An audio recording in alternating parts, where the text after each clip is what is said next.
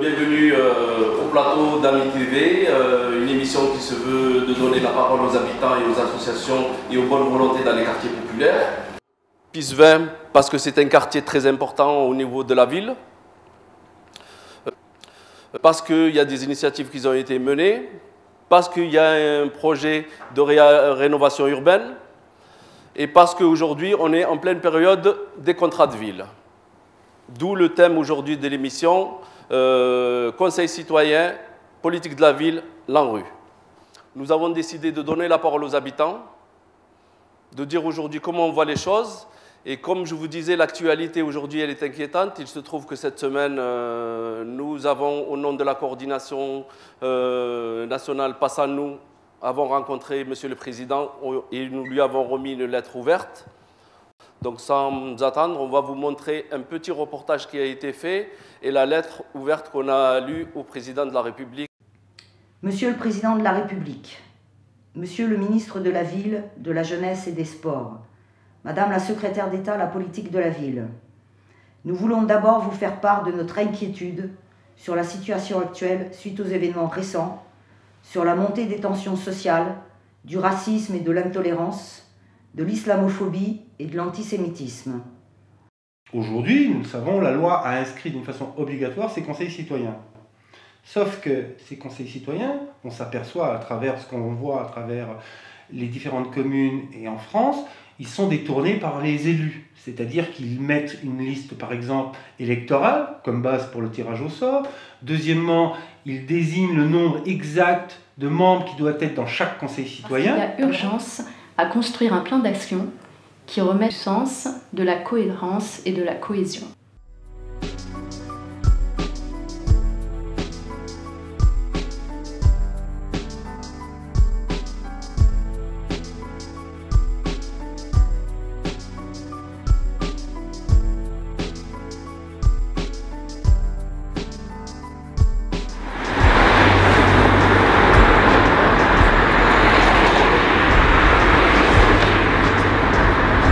Moi, j'ai parlé après mon collègue Khalid pour la rénovation urbaine, mais j'avais envie de lui faire passer un message que tout ce qu'il faisait sans nous, avec les habitants des quartiers populaires, ne pouvait pas avoir une réussite. Il ne suffit pas de refaire les immeubles et de changer les couleurs des murs pour que les choses elles changent. Et je lui ai fait rappeler aussi qu'on était ses enfants et qu'il ne fallait pas qu'ils nous abandonnent, parce que c'était important pour qu'on soit à l'aise dans cette République et plus jamais montrer du doigt.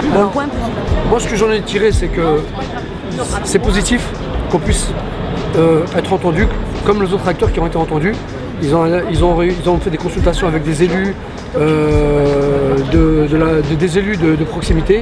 Ils ont fait une réunion avec des associations d'éducation populaire. Il était normal qu'on ait nous aussi cet échange et qu'on puisse apporter notre éclairage sur la situation des quartiers. Il n'y a pas qu'un seul éclairage. Nous, on n'a pas tout seul la science infuse non plus sur l'éclairage de ces quartiers. Donc la coordination, c'est un acteur. Il y en a d'autres qui luttent aussi dans ces quartiers, qui sont peut-être pas dans la coordination. Donc pour nous, on les respecte et qu'il soit important qu'ils soient aussi présents. Et tout simplement, si on peut faire des passerelles pour que aussi leur message à eux puisse véhiculer et que le prochain rendez-vous qu'on aura, ils puissent être associés autour de cette table, c'est aussi le côté positif que je vais en tirer. Au niveau de la coordination nationale Passe à nous, c'est une structure qui s'est créée en septembre. Beaucoup de personnes sur PIS 20 et d'associations ont participé à ce rapport Marie-Hélène Baquet, Mohamed Meshmesh, pour une réforme radicale de la politique de la ville. Il y a des acteurs qui ont participé, qui ont contribué à ce rapport qui est là sur la table. Aujourd'hui, nous avons pour obligation, en tout cas, que ce soit à PIS 20 ou à Val-de-Gour, au Chememba, au Mas-de-Meng ou dans les différents territoires, c'est de s'organiser en conseil citoyen pour pouvoir à un moment porter la parole des habitants, porter notre expertise pour dire qu'à un moment, voilà comment on voit les choses et que ça ne doit pas se faire sans les habitants. Et l'idée, c'est que PIS 20, il y a une multitude d'associations et la situation est très inquiétante, qu'enfin, on se mette autour de la table et qu'on réfléchisse et qu'on agisse. Il y a tout intérêt à dépasser nos divergences et à nous retrouver autour de la table et à s'organiser.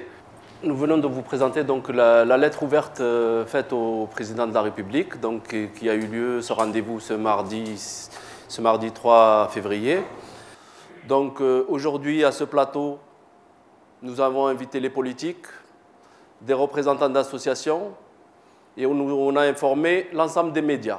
Sur Piste Vert, il y a eu déjà une expérimentation de plusieurs tables. Les autres quartiers, il n'y a pas eu lieu.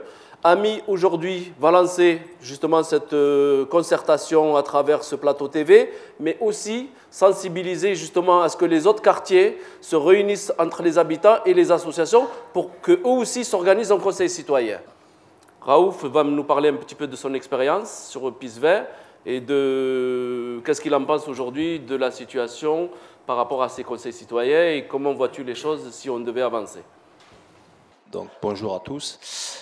Donc, Azouz Raouf, je suis directeur d'une association Les Mille Couleurs et également intervenant dans un collectif, un collectif qui est devenu une association en fin d'année, qui s'appelle l'Espace de coopération Nîmes-Pissevin, qui était une action au départ qui avait l'ambition de changer l'image du quartier en mettant en place des actions collectives comme le carnaval, la journée de la femme, la fête du quartier.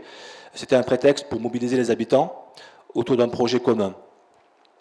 Ensuite, on a été sollicité, on a été invité à Paris pour réfléchir avec 200 acteurs associatifs sur effectivement une réflexion sur la rénovation de la politique de la ville. Donc, on est partie prenante et c'est vrai que c'était un super challenge de faire participer les habitants dans la co-construction des projets de la ville. Donc dans cette salle, bon, je vois Amaos, Marine et d'autres acteurs qui étaient présents. Et les Mille Couleurs et l'Espace de coopération et le tel quel, j'ai oublié Monique, se sont emparés de l'occasion pour impulser une dynamique sur les quartiers. Je pense que c'est une chance que l'on a aujourd'hui d'être incontournable. Parce que chacun de notre côté, on n'aura pas de poids. Mais je pense que les acteurs associatifs avec les habitants, pourront faire valoir leur expertise d'usage. Et aujourd'hui, ce qui manque dans la politique de la ville, c'est cette expertise des habitants. Parce que depuis 40 ans, effectivement, les appels à projets viennent d'en haut, on y répond, nous, associatifs, tant bien que mal, et c'est vrai que les habitants, leur parole n'est pas toujours écoutée. Et aujourd'hui, nous, ce qu'on aspire, enfin, l'expérience de table de quartier de Pissevin, c'est donner les outils aux habitants. C'est-à-dire, on fait de la co-formation. On a mis en place deux temps d'échange avec les habitants en 2014, notamment en impliquant des sociologues, pour expliquer avec des mots simples, c'est pas péjoratif, hein, mais pour expliquer de façon claire aux habitants ce que c'est que la politique de la ville.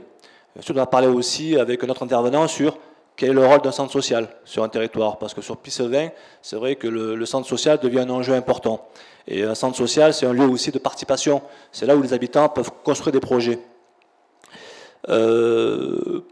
Pour les conseils citoyens, c'est vrai que on nous a un peu formés aussi, puisque bon, on est parti rencontrer nos chers élus de la ville, de l'État, du Conseil général, et c'est vrai que pour eux, ça leur fait peur. C'est-à-dire que donner du pouvoir aux habitants, ça fait peur, parce que bon, on n'a pas été élus, voilà, et effectivement, ces conseils citoyens ont la possibilité de co-construire la politique de la ville et d'avoir une place prépondérante dans les décisions.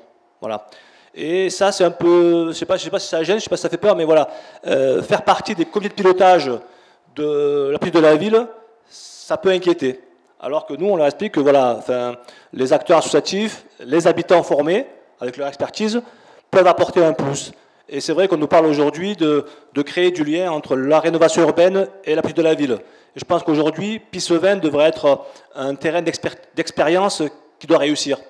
Parce que dans d'autres quartiers, on a eu l'ANRU 1, et c'est vrai que les résultats ne sont pas là. Donc nous, ce qu'on aspire, c'est que ces conseils citoyens, une fois créés, une fois qu'on sera incontournable, mais pour être incontournable, il faut qu'on soit nombreux.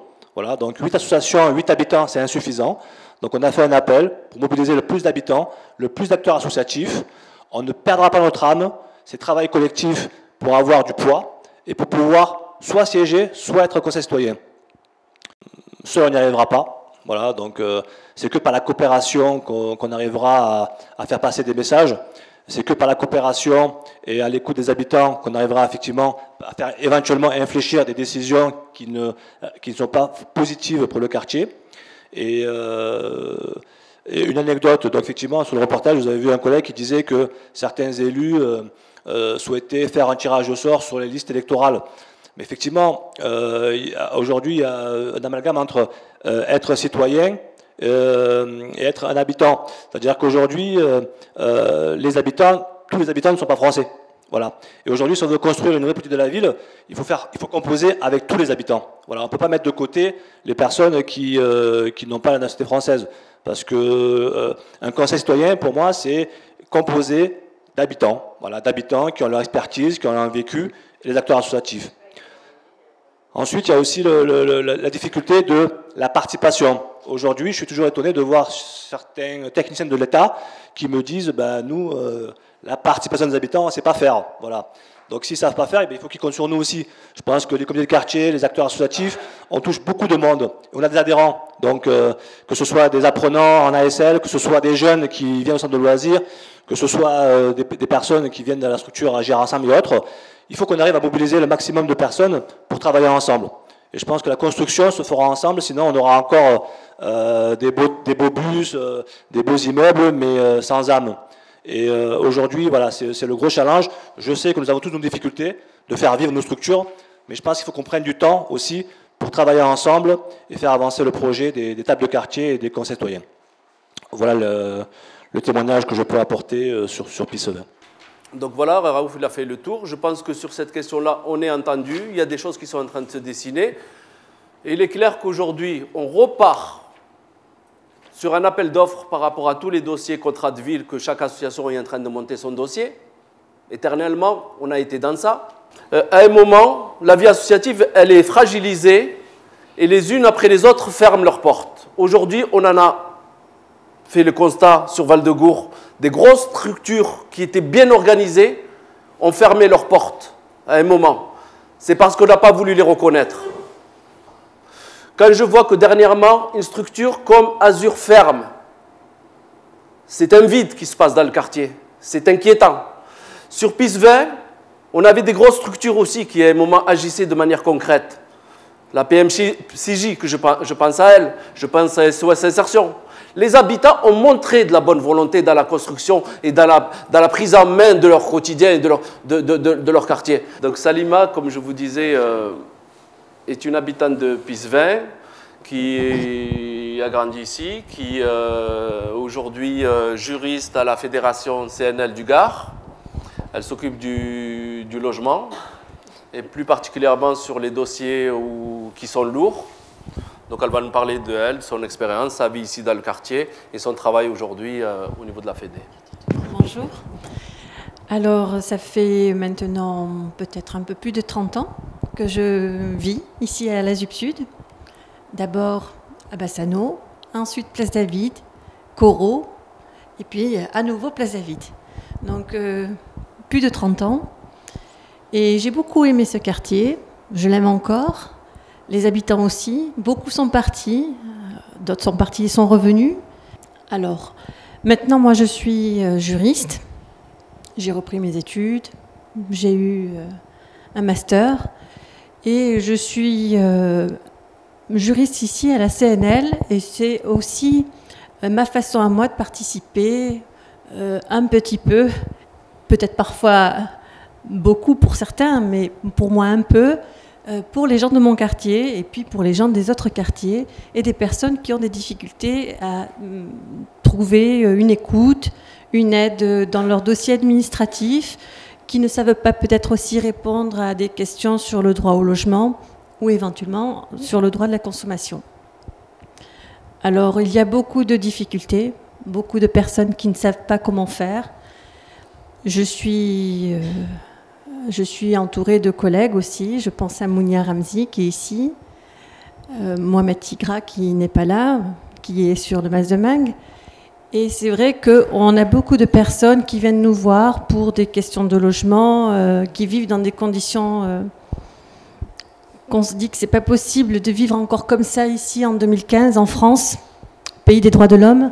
Et on se dit que c'est pas possible que des familles, et là j'en ai une toute particulièrement qui m'a beaucoup touchée, qui a touché beaucoup de personnes, qui ne vit pas à la ZUP, mais qui aimerait beaucoup vivre à la ZUP, ça j'en suis sûre, qui vivent dans des conditions de vie humiliantes, dégradantes, indignes.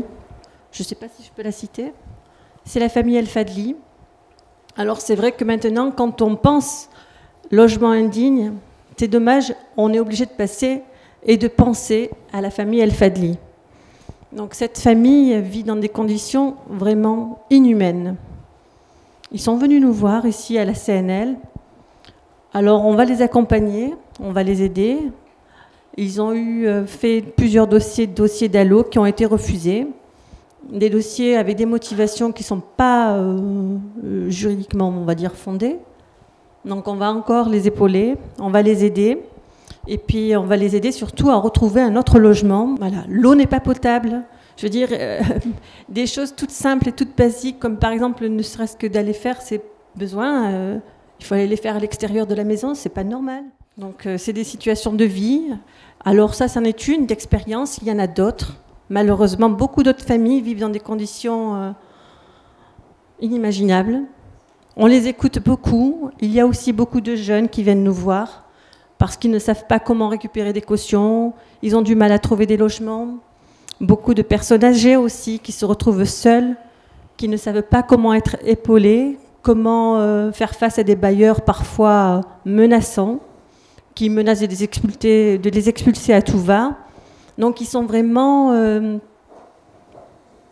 ils se sentent vraiment abandonnés. Et quand ils viennent nous voir et qu'ils nous disent je suis écouté, vous m'aidez, je me sens plus fort. Alors bon, pour ce qui me concerne et pour ce qui concerne aussi, je pense, ma collègue, on se dit qu'on leur apporte un petit peu quelque chose à ces gens qui viennent nous voir, en plus du droit, des conseils. On leur apporte peut-être un peu plus de joie, un peu plus de chaleur, et ils reviennent nous voir les fois d'après avec un peu plus de sourire aussi. Et c'est des échanges, et ces personnes nous enrichissent tous les jours. Voilà. Bien, merci Salima. Les amicales qui sont aujourd'hui dans les quartiers et qui font un énorme travail autour du cadre de vie, autour des problèmes de logement, ne fonctionne avec pratiquement pas de subvention. Et on fait avec ce qu'on peut et qu'avec des bénévoles. Moi, je pense qu'aujourd'hui, il est temps que les pouvoirs publics prennent leurs responsabilités, parce que le problème aujourd'hui majeur dans les quartiers populaires, le premier, c'est l'emploi. 45% des chômeurs dans les quartiers. Le problème du logement est un problème crucial, que ce soit dans la rénovation urbaine ou que ce soit dans l'octroi du logement. Comment à un moment sont octroyés les logements. Mais malheureusement, depuis le mois de novembre à aujourd'hui, Madame El Fadli, qui a plus de presque 60 ans, est toujours dans ce même logement et aucune proposition ne lui a été faite. Des dossiers d'allo ont été montés, refusés, sans vraiment de raison valable. Nous, on souhaite, je l'ai dit, on fera tout ce qu'il faudra pour que cette famille soit relogée. On a commencé à mobiliser, on a commencé à interpeller les pouvoirs publics. D'autres responsables politiques ont été aussi sensibilisés sur cette question. On ne souhaite qu'une chose, c'est que Mme El Fadli soit relogée. Maintenant, elle habite où, cette famille? Elle habite à Rodescent. Donc la fédération agit aussi sur tout le logement dans tout le Gard. Ce logement qui est à Rodescent, sur Rodescent, il y a un problème de construction de logements. Ils ne respectent pas la loi. Aujourd'hui, Rodescent doit construire des logements sociaux pour aussi aujourd'hui répondre à la problématique de demande de logement sur tout le Gard, qui est très importante. Donc nous, on voudrait que les villes, aujourd'hui dans le Gard ou ailleurs, respectent justement ce droit-là qui doit à un moment permettre à des villages d'avoir des logements sociaux, notre ville, et puis permettre aux gens aujourd'hui qui vivent dans ces conditions d'être logés et d'être enfin respectés et de vivre dignement dans leur logement. Je vais donner de suite la parole à mon ami Boussouf, que je vous disais tout à l'heure, qui est un architecte. L'importance d'impliquer un architecte dans cette concertation, c'est qu'aujourd'hui, comme je vous ai dit tout à l'heure, les conseils citoyens, la politique de la ville et l'ANRU, la rénovation urbaine. Je suis arrivé en 1962, 22 ans. Je crois, valeur actuelle en euros, j'avais peut-être dans ma poche, j'avais payé mon billet de bateau, j'avais peut-être valeur d'aujourd'hui 15 euros.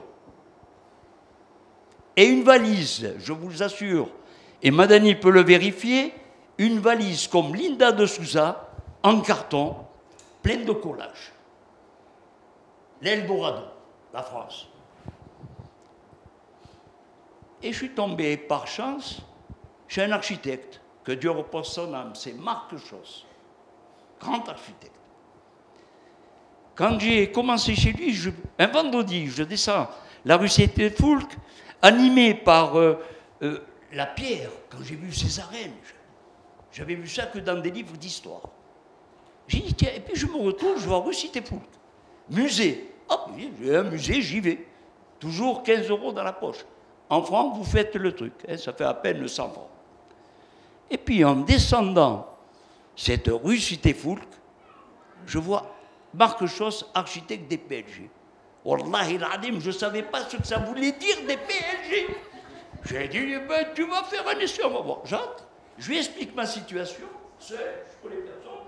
Si, j'avais rencontré une belle femme, les arènes. Je lui explique ma situation, c'était, je m'en rappellerai toujours, un vendredi. Cet homme, je l'ai sensibilisé, et le lundi matin, je rentrais chez lui. Je commence chez lui un lundi, et je vous assure, aucune connaissance. Et ça, je veux que vous le répétez à vos enfants. Un homme qui n'avait rien, et qui va faire son chemin. Comment? J'ai commencé chez Marc Chosse, j'allais chercher les timbres, et je ramenais le courrier. On n'avait pas Internet et tout ça, en 1962-63. J'amenais le courrier à la poste, je ramenais des sandwichs aux architectes, et je passais dans les allées, et je regardais comment on travaillait. Le dessin, j'étais curieux. C'est ça. 38 ans à l'école. J'ai été voir la directrice d'école, j'ai dit, écoutez, moi j'ai 17 ans d'expérience, je sais qu'il faut 7 ans pour être architecte, je vais vous présenter ça en 3 ans. Elle me dit, monsieur, c'est peine perdue. Et en 3 ans, j'ai eu mon diplôme, et j'ai su ce que c'était des PLG. Donc j'étais fier, j'avais mon diplôme. Et j'ai fini comme expert auprès de la Cour d'appel de Nîmes, tribunal administratif de Montpellier, et je faisais membre du Collège national des experts architectes français. Peu de choses. Je ne savais rien. Donc avec la volonté, vous direz à vos enfants, mes enfants, ne baissez pas les bras, vous êtes capables de tout. Le bâti Pissevin. Qu'est-ce que c'est Pissevin? Pissevin, il ne faut pas l'oublier, c'était des logements d'urgence. On a été entouré par un grand architecte, il s'appelait Arsène Henry. Il a travaillé dans l'urgence, ça il faut le dire à vos enfants. Lui, il avait fait des cités, dans toute la France pratiquement, où c'était repos, boulot, dodo.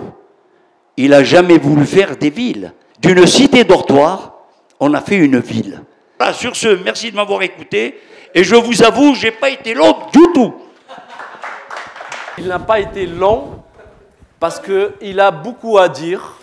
Et si je me suis permis de l'inviter et l'associer à ce plateau, c'est parce que la question de la rénovation urbaine, pour moi et pour nous tous, habitants, associations et acteurs dans ces quartiers, voyons l'évolution de ces quartiers. Nous nous sommes dit à un moment, on ne peut pas faire les choses comme elles se sont déjà passées. Il y a sur Pissevin beaucoup de copropriétés. Au-delà du logement social, il y a beaucoup de copropriétés. Aujourd'hui, le malaise est global. Ce n'est pas que les bailleurs sociaux, c'est que même les copropriétés qu'il y a aujourd'hui sur Pissevin, elle est dans une situation catastrophique. L'inquiétude de la rénovation urbaine sur Pissevin, je le dis avec du ton et une certaine force, c'est que pour moi, ça m'inquiète. Quand il y avait sur Val-de-Gour une vie économique, une vie associative, des acteurs de bonne volonté, quand on ne les a pas pris en compte aujourd'hui, il n'y a plus de commerce, il y a de moins en moins d'associations et la rénovation urbaine est un échec sur Val-de-Gour. Pissevin, ça nous inquiète parce que ça risque de prendre cette même tournure.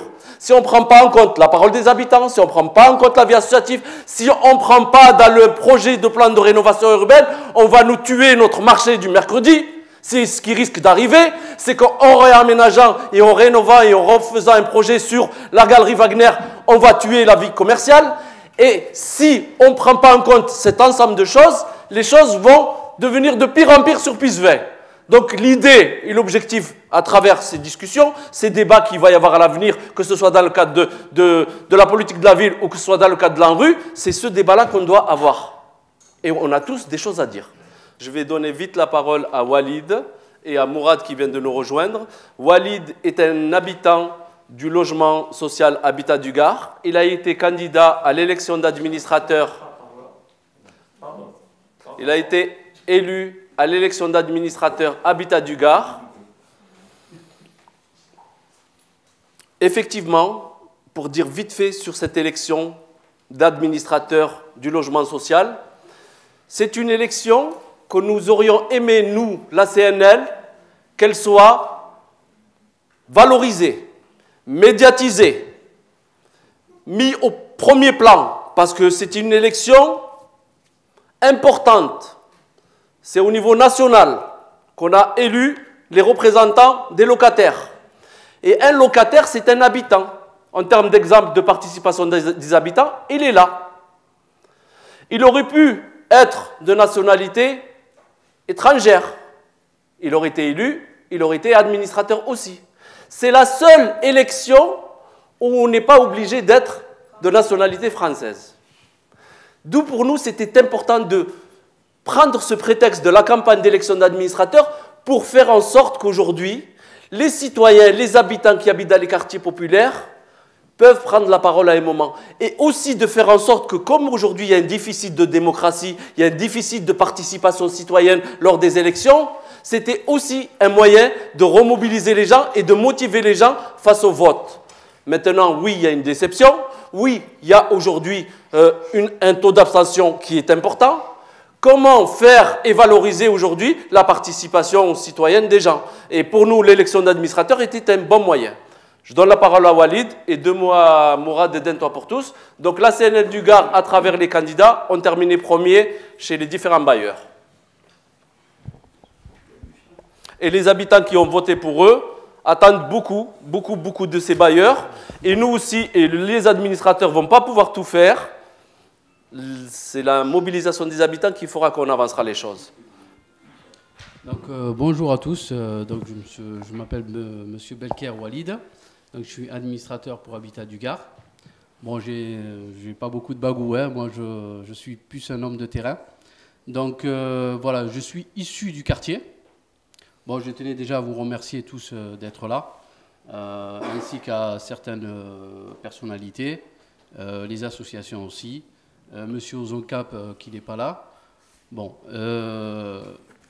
pour mon parcours, moi, donc je suis issu du quartier. Kader m'a vu grandir ici. Hein. J'habitais à Bassano, comme Salima. Donc j'ai été après à la place David. Après j'étais à Léonard de Vinci. Bon, je suis connu ici. Bon, c'est peut-être pour ça aussi qu'on a voté pour moi. Voilà, j'avais auparavant un taxiphone aussi, j'étais commerçant à un moment donné. J'étais aussi au départ avec SOS Insertion, j'étais aussi dans l'associatif. Bon, on a fait beaucoup de boulot au niveau associatif. Puis après, je me suis déconnecté du volontariat. Je suis revenu, j'ai fait du commerce, quoi. Voilà, et je suis revenu. Bon, j'ai une autre profession aussi, je suis chauffeur. Voilà, mais ça me tenait à cœur d'aider le quartier, vu que je suis issu du quartier. Et le quartier, il était à un moment donné dans un état lamentable, quoi. Donc, c'est bien, j'ai vu beaucoup de familles qui sont venues vers nous, auprès de la CNL. La CNL qui a été reprise, ça fait à peu près 3 ans, avec Gamoun et Georges. Et bon, d'autres personnes qui ont... Des volontaires aussi, hein, encore, c'est que du bénévolat. Donc voilà, on ne voulait pas que notre quartier soit dans un tel état. Parce que là, les familles s'inquiètent et viennent vers nous. Il y a beaucoup de monde qui viennent s'adhérer à la CNL. Hein, et ils s'inquiètent du quartier qui va vraiment... les logements ne sont pas décents. Donc voilà, donc ce que je voulais dire par rapport à ça, c'est que voilà, je remercie ces familles-là qui ont voté pour moi. Moi, je suis, comme je dis, je suis un homme de terrain. Hein. Je parle pas sous l'effet de la passion, mais je suis plus sur le terrain, je m'engage plus. Mais voilà, c'est tout ce que je voulais dire. Voilà. Merci. Bonjour, moi je m'appelle Mourad Mrizou, je suis administrateur Un Toit pour tous. Moi j'ai commencé ce travail-là par rapport à moi-même déjà, parce que j'avais des problèmes par rapport à Un Toit pour tous. Et j'ai vu dans mon immeuble, il y avait beaucoup de problèmes aussi. Les locataires avaient beaucoup de problèmes, que ce soit au Paulus, au Castor, aux Hespérides. Et il y avait beaucoup de problèmes sur les charges, sur la propreté, sur plein de trucs. Par exemple, ils ont changé des boîtes à lettres neuves chez nous, qui n'avaient pas besoin de changer des boîtes à lettres. Le chauffage, il ne marche pas. Il y a plein de trucs comme ça de locataires. Et moi, je me dis, je vais aider les locataires pour que ça avance. Alors, avec Madame Dalbo, au début, c'était avec moi et Madame Dalbo. On est parti, on a fait des dossiers, on a fait des pétitions, on a fait des réunions par rapport aux charges. Et c'est de là que c'est venu ma vocation pour aider les locataires, quoi, en fait. Et en plus, ça va faire 14 ans que je suis éducateur sportif à Soleil-Levant. Je suis avec les jeunes du quartier, je sais c'est quoi. Les locataires, je sais pas, ils vivent dans quoi, dans quelle misère aussi ils vivent. Parce que c'est pas évident de changer un chauffage. Quand il y a un chauffage qu'il faut changer, il faut attendre 2 mois, 3 mois, l'hiver il est passé. Là, il y a des problèmes sur le Castor, sur le Pollux. Il y a des femmes avec des enfants tout seuls, qui n'ont pas de chauffage. Là, j'ai mis la pression, ils ont reçu les chauffages, mais ils n'ont toujours pas changé. Là, c'est sur plein de petits détails comme ça, que les locataires, ils ne savent pas qu'ils ont un droit. Parce que quand il y a un vote pour voter l'administrateur, il y en a beaucoup qui ne votent pas. Et ça qui est dommage, parce qu'ils ont un droit. Et c'est leur dû de se plaindre. Et ils n'osent pas. Il y en a plein qui n'osent pas par rapport... parce qu'ils ne le savent pas, peut-être ils ne savent pas comment faire, c'est pour ça. Et voilà, moi je suis là pour eux, on est là pour eux. Surtout que moi j'ai fait un travail, mais ce qui a fait un gros travail, c'est Madame Dalbo. Elle aussi, elle est là. Je ne vais pas dire que moi, il y a aussi Madame Dalbo, que j'estime beaucoup, parce qu'elle a fait beaucoup de travail aussi dans le quartier aussi. Et voilà quoi, tout simplement.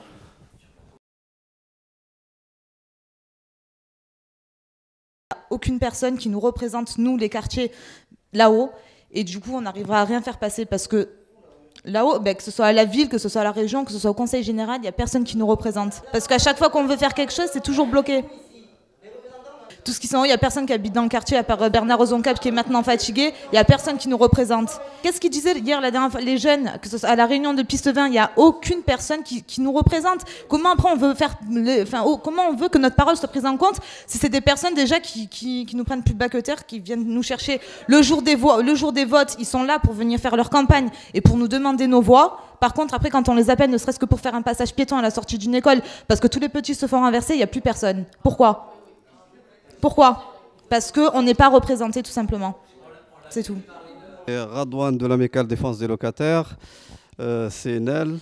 Donc on a repris, nous, donc je vais parler un petit peu le parcours de chacun de nous et surtout de ce qu'on a fait depuis 3 ans. Donc on a repris l'amicale depuis Sylvain en 2012, fin 2012. Donc il y avait un grand rassemblement. Donc on a fait une pétition qui a regroupé au moins 300 personnes, plus de 300 personnes, justement pour dénoncer tous ces problèmes, entre autres donc les charges qui sont très très élevées donc dans le quartier et le chauffage collectif que ce qu'il s'avère aujourd'hui, c'est une véritable connerie, quoi, parce qu'on impose aux gens de payer donc, le chauffage tous les mois. Et donc on vit quand même donc, des salaires et on vit donc des gens qui habitent le quartier, que c'est très difficile. Et en comparant avec le reste, le chauffage quand même qu'on représente 55% des charges, donc ça commence à bien faire. Donc sachant que quand il y avait donc le décompte, donc l'appel à la régularisation, on demandait donc aux gens de payer donc par exemple pour Coro donc en moyenne 170 € pour les F3, 180 pour les F4 Et c'était trop, quoi. Donc, nous, on est intervenu, donc, l'amicale, donc, de ce sens-là. Et c'est vrai, par la suite, ce qui a déclenché, qu'il y avait une révision de contrat, donc, auprès donc, de la DSP. Et ça baissait le coût, ça baissait, donc, cette année. Donc, on a commencé, c'était fin 2012-2013. Et cette année, donc, le chauffage, il a baissé de 7 à 8%. Donc, les gens, ils se rendent bien compte maintenant. L'eau chaude qui est passée à peu près de 15 € le mètre cube, c'est passé à 11 € le mètre cube. Donc chez les bailleurs sociaux. Donc, chez Habitat d'Igard, donc on a contrôlé, donc rien que cette année, on a contrôlé au moins 3-4 fois.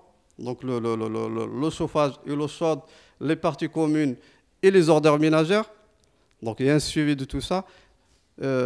Habitat d'Igard, ils se rendent compte maintenant qu'il y a des gens qui sont sur le terrain, qui connaissent les problèmes, les véritables problèmes. On a donc une permanence, donc on a une secrétaire maintenant qui reçoit les gens, qui les oriente, donc au 13 place Baudelaire, donc toujours à l'amicale de Pissevin. Et ça, donc, quand on réagit sur le terrain et quand il y a ce travail, parce que quand on a les problèmes qui reviennent vers nous et les gens ils nous remontent, maintenant les gens ils sont sensibilisés et reviennent vers les amicales, et ça c'est très très important. Et donc les bailleurs sociaux, donc, ils en tiennent compte et ça permet donc d'avoir un rapport de force. Donc ce que je rejoins, ce que disait exactement le collègue tout à l'heure. Et ce travail-là, il faut le continuer. Donc là, on est en train de travailler aussi parce qu'il y a des inégalités, par exemple. Il y a des différences entre les bailleurs et copropriétaires. Les copropriétaires maintenant, donc du Soleil Levant et Gauguin, les gens, il y en a qui payent. Au jour d'aujourd'hui, on a eu une réunion, c'était la semaine dernière, encore, alors que c'est le même chauffage collectif. Ils payent 16,58 € le mètre cube. Donc vous voyez, un an après, donc, et Némergie il avait ses prix, ces gens-là, ils payent encore au jour d'aujourd'hui 16,58 €. Donc on est en train de se battre, parce que c'est compliqué, quand c'est un bailleur social, c'est vrai, donc il y a une hiérarchie, donc on peut c'est une administration, on peut s'adresser donc au directeur, etc. Mais la copropriété, c'est très difficile, parce que donc il y a plusieurs propriétaires, après il y a des gens qui sont locataires, et il y a un syndic derrière, et nous, suite à la réunion qu'on a faite que la semaine dernière, on ne comprenait pas, quoi. Donc les gens, enfin voilà, il y en a qui maintenant les gens qui ont acheté donc leur appartement pour passer finir leur jour et tout ça, et pour passer un temps agréable, ils se retrouvent maintenant dans des problèmes. Il y en a qui veulent vendre et partir vers les bailleurs sociaux, parce qu'ils sont étranglés. Il y en a qui sont qui pratiquement ils payent plus, donc ils payent plus les charges, et après les maisons ils sont saisies, etc., etc. Enfin c'est un truc pas possible. Voilà, donc le travail sur le quartier, il a été payant, parce qu'on est arrivé en tête, et moi je remercie donc les gens d'ici et particulièrement les gens de Pissevin, parce qu'ils se sont mobilisés fortement pour donc l'élection d'administrateurs. On a quelqu'un qui est du quartier qui nous représente, et ça ne s'arrête pas là. Donc il faut que toutes les associations d'ailleurs qui participent, parce que le logement ça concerne tout le monde. Comme disait donc monsieur l'architecte, on a fait donc un quartier à la va-vite. On a fait des logements donc rapidement. Au jour d'aujourd'hui, le logement il est plus adapté à l'humain. Donc il faut que le logement s'adapte à l'humain en fait. Il faut résidentialiser. Quand on voit par exemple David, Degas, c'est des sentinelles. Enfin, les gens ils peuvent pas vivre dans des taudis comme ça, quoi. Donc heureusement que maintenant, suite à l'intervention qu'on a faite en 2013, ils ont refait la menuiserie. Donc il y avait une campagne de réfection de peinture. Les gens ils ont participé. C'est important quand les gens ils participent dans le logement. Et ça on l'a dit nous à Habitat d'Igard. Quand les gens ils se prennent en main. Après, donc, les bâtiments sont respectés et les gens ils respectent leur environnement. Et ça, c'est très important. Je suis animatrice sociale donc, dans l'association Amaos. Hein, et je n'habite pas le quartier, mais depuis 3 mois, Je vois beaucoup de choses, donc je fais de l'alphabétisation et de l'accompagnement à la scolarité pour les enfants le soir. Et j'ai vu beaucoup de choses qui sont tristes. Voilà, moi je dis je suis triste. Parce que déjà quand un enfant, je lui dis alors qu'est-ce que tu as fait ce week-end? Il me dit je suis descendu à Nîmes, comme s'il n'habitait pas la ville de Nîmes. Ça c'est grave. Alors je le regarde, je lui dis mais on habite à Nîmes. Et non, lui pour lui, la ville de Nîmes, c'est la ville de Nîmes. Voilà, il n'habite pas à Nîmes, il habite dans un quartier, et en l'occurrence ici, voilà, donc ça c'était... Voilà. Après, je voulais rebondir sur la dame quand elle dit le carnaval. Moi, je dis qu'il y a beaucoup de maîtresses qui sont très très contentes quand on enlève... je ne comprends pas que les fêtes de fin d'année scolaire se font avant juin. Au mois de mai, on a déjà clôturé la fin de l'année scolaire, ce qui n'est pas normal. La fête de l'année scolaire, elle devrait se finir à la fin de l'année scolaire. Moi, j'ai travaillé dans une école pendant 3 ans au Mas de Mangue. Les maîtresses, c'était, et je vous dis, parce qu'il faut le voir pour le redire, faut pas écouter. Moi, ce que je vous dis, c'est la vérité. J'ai vu des maîtresses qui disaient aux enfants, si tu veux pas venir demain, tu viens pas. Voilà, ça veut dire on a fini. Si vous voulez pas, voilà. Elles démissionnent. Donc quand je vois, alors elles sont contentes en fait, elles sont contentes. Moi, quand les enfants me disent, mais ça y est, on a déjà fini au mois de mai, ils ont déjà fait la fête de l'école. Voilà, je comprends pas. Vous avez présenté un documentaire ou un reportage fait à Paris, et on avait des gens qui parlaient pour des causes différentes. Et mon attention a été attirée par le monsieur qui a parlé en dernier lieu, qui parlait de la carte séjour, de la prolongation de la carte séjour, de récépissé, tout ça. Je pense que le souci primordial qui nous concerne tous aujourd'hui, et d'ailleurs ce qu'on a raté tous, c'est ce que ont raté les parents. Si aujourd'hui on a des problèmes au niveau du quartier, mais parce qu'on n'a pas à nos côtés des cadres, des gens qui représentent plein de métiers, on a dans le quartier des gens, la plupart ils sont illettrés, la plupart qui ne sont pas passés par l'école, donc on ne fait pas un poids. Donc si nous avons consacré un peu de temps à éduquer les enfants pour pouvoir demain avoir de la réflexion, de la sagesse, des gens à qui on peut compter sur eux. Donc si vous voulez que les choses ont un but, une explication, c'est de s'en occuper le plus de nos enfants. C'est un sujet qui doit nous réunir tous et auquel on doit tous attacher.